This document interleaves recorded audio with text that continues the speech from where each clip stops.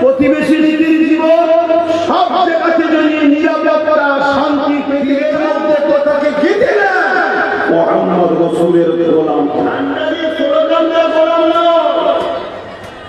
মুহাম্মদ রাসূলকে আপনার লাইফে নিয়ে আসুন, আপনার জীবনের হুজুরকে ফলো করুন। আমাদের কোনো পথ প্রদর্শক কাউকে আমরা ফলো করি না, আমরা তাদেরকে সম্মান করি, মর্যাদা দিই, আদর করি। মুহাম্মদ রাসূলের মেসেজ দেয় তা অন্য কোনো কারণ না। মুহাম্মদ রাসূলের মেসেজ দেয় না, শুনতে চাই না, তাদেরকে তো পায়ে জুতো ধুলো করে কোনো কৃষ্ণ মনে করে। যারা রাসূলুল্লাহ আমাদেরকে জুততে চায় তাদেরকে তো মাথার পানি বানিয়ে চার বানিয়ে নেবে। আমরা ঠিক না আল উলামা ওয়ারাসাতুল আম্বিয়া, নবীর ওয়ারিস কারা?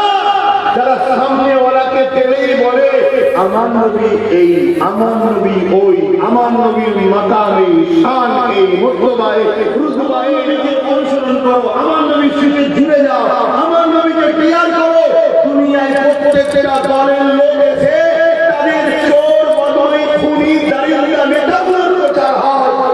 আমাদের উচিত প্রত্যেকটা নবী আমাদের পাশ থেকে রাসূল মুহাম্মদ রাসূলের কথা হবে। জোরে বলুন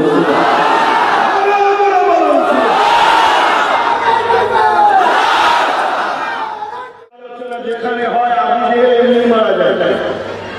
মুহাম্মদ রাসূলের আলোচনা যেখানে হবে উলমা সাহেব আবুল হাদের মতো চিটিং মারি এমনি ধরা পড়ে যাবে। এটা মুহাম্মদ রাসূল বলেছেন জালিম শাসকের বিরুদ্ধে হক কথা বলা এটাও একটা বড় জিহাদ। জোরে বলুন সুবহানাল্লাহ। আজ কেউ আমাদেরকে বলে জিহাদি, বলে না? আলহামদুলিল্লাহ, যারা বলে তাদের বিরুদ্ধে আমাদের তো জিহাদ